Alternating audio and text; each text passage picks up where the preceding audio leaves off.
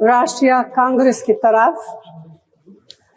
मैं नारी शक्ति बंधन अधिनियम 2023 के समर्थन में खड़ी हुई हूँ।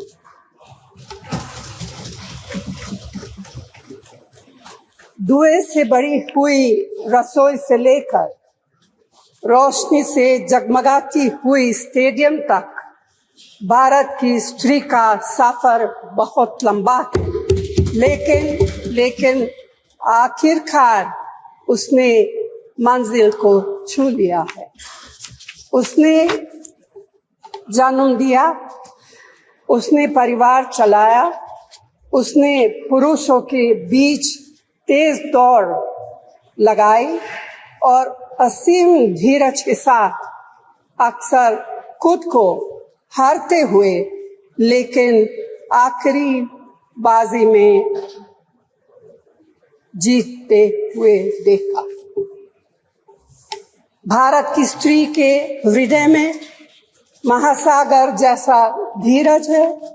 उसने खुद के साथ हुई बेईमानी की शिकायत नहीं की और सिर्फ अपने फायदे के बारे में कभी नहीं सोचा।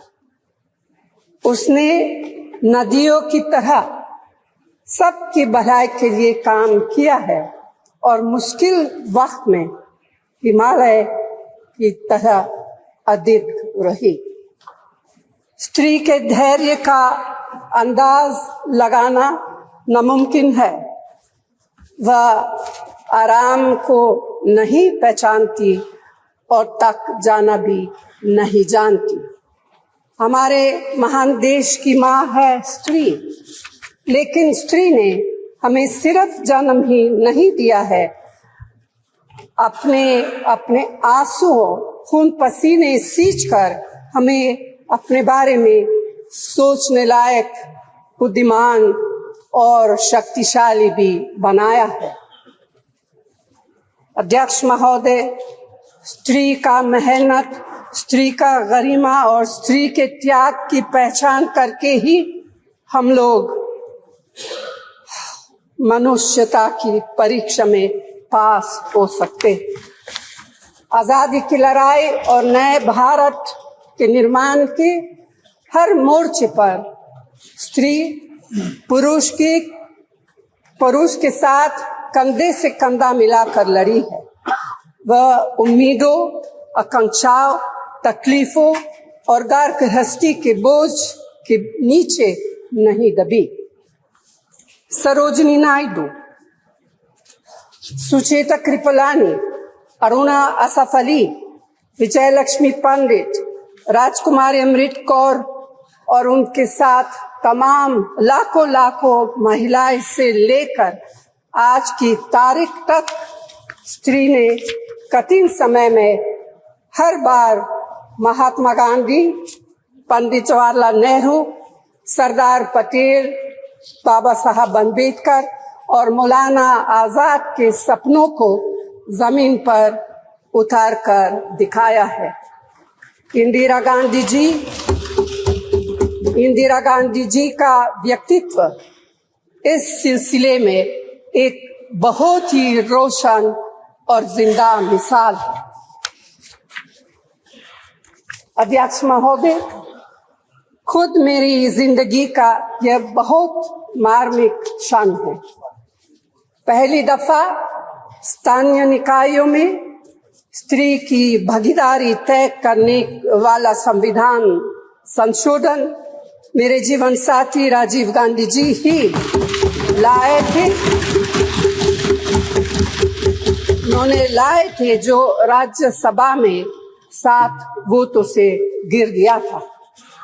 बाद में प्रधानमंत्री पीवी नरसिम्हा राव जी के नेतृत्व में कांग्रेस सरकार ने ही उसे पारित कराया। आज उसी का नतीजा है कि देश भर के स्थानीय निकायों के जरिए हमारे पास 15 लाख चुनी हुई महिला नेता है।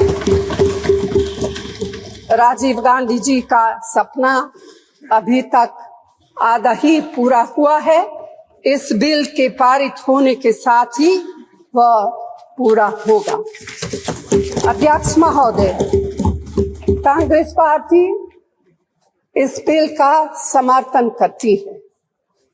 हमें इस बिल के पास होने से खुशी है, मगर इसके साथ साथ एक चिंता भी है। मैं एक सवाल पूछना चाहती हूँ। पिछले 13 वर्षों से भारतीय स्त्रियां अपनी राजनीतिक जिम्मेदारी का इंतजार कर रही हैं और अब उन्हें कुछ वर्ष और इंतजार करने के लिए कहा जा रहा है। कितने वर्ष? 2 वर्ष, 4 वर्ष, 6 वर्ष, 8 वर्ष? क्या भारत की स्त्रियों के साथ बर्ताव उचित है? भारतीय राष्ट्रीय कांग्रेस की मांग है कि यह बिल फौरन अमल में लाया जाए, लेकिन इसके साथ ही कास्ट सेंसस कराकर schedule caste, schedule tribe, OBCs की महिलाओं के आरक्षण की व्यवस्था की जाए। सरकार को इसे साकार करने के लिए भी जो कदम उठाने की जरूरत है वह उठाने ही चाहिए।